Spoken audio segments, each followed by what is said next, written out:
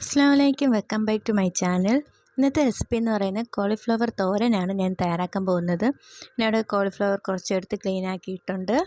ഇതിലേക്ക് കുറച്ച് ഉപ്പും ഒരു 1/4 ടീസ്പൂൺ മഞ്ഞൾപ്പൊടി ഇട്ടൊന്ന് വെള്ളത്തിലേക്ക് ഇട്ടിട്ടൊന്ന് എല്ലാം കൂടെ നന്നായിട്ടൊന്ന് കഴുകിയെടുക്കാം. അത് കഴിഞ്ഞ് കഴുകിയൊക്കെ എടുത്തിട്ടുണ്ട്. അത് കഴിഞ്ഞിട്ട് ഇതിലേക്ക് വേറൊരു പാത്രത്തിലോട്ടൊന്ന് ഇട്ട് കൊടുക്കാം.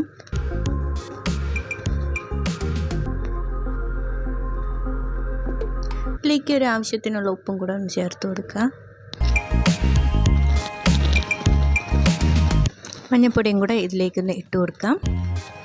എല്ലാം കൂടെ നന്നായിട്ട് മിക്സ് ചെയ്തിട്ട്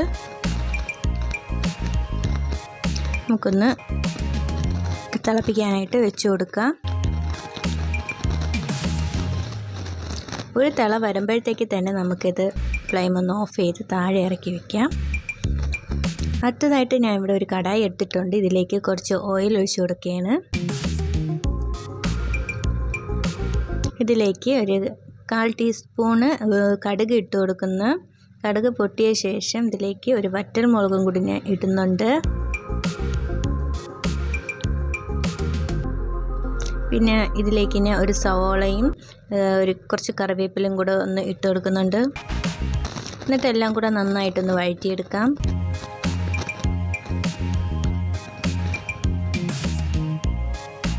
പിന്നെ ലേശം ഉപ്പും കൂടി ഒന്ന് ഇട്ട് കൊടുക്കാം. എന്നിട്ട് നന്നായിട്ടൊന്ന് വഴറ്റിയെടുക്കാം. എന്നിട്ടൊരു 5 മിനിറ്റ് ഒന്ന് അടച്ച് വെക്കാം. പിന്നെ തോരത്തിനുള്ള അരപ്പ് ഞാൻ ഇവിടെ റെഡിയാക്കി വെച്ചിട്ടുണ്ട്. ഇതൊന്ന് ഇതിലേക്കൊന്ന് തട്ടി കൊടുക്കാം. എന്നിട്ട് നന്നായിട്ടൊന്ന് മിക്സ് ചെയ്യാം. ഇതിലേക്ക് ഞാൻ ഒരു മുട്ട കൂടി ചേർക്കുന്നുണ്ട്. അത് നന്നായിട്ട് ബീറ്റ് ചെയ്തിട്ട് ഈ അരപ്പൊക്കെ ഒതുക്കി വെച്ചിട്ട് ഒന്ന് ചിക്കിയെടുക്കാം. അതിൽ ഒഴിച്ചിട്ട്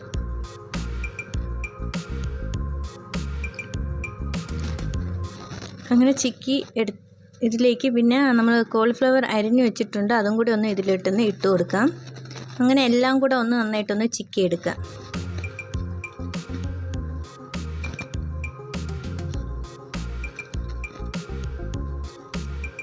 ലേശം ഒരു പെരിഞ്ചീരകം കൂടെ ഇട്ട് കൊടുക്കുന്നുണ്ട്. അങ്ങനെ നമ്മുടെ കോളിഫ്ലവർ തോരൻ റെഡി ആയിട്ടുണ്ട്. മുട്ടയും കൂടെ ഇട്ട് വെക്കുമ്പോൾ നല്ല ടേസ്റ്റാണ്. എല്ലാവരും ഇത് ട്രൈ ചെയ്യുക. എൻ്റെ വീഡിയോ ഇഷ്ടപ്പെടുമെന്ന് വിചാരിക്കുന്നു. എൻ്റെ വീഡിയോ സപ്പോർട്ട് ചെയ്യുക, സബ്സ്ക്രൈബ്. അടുത്ത വീഡിയോയുമായി വീണ്ടും കാണാം.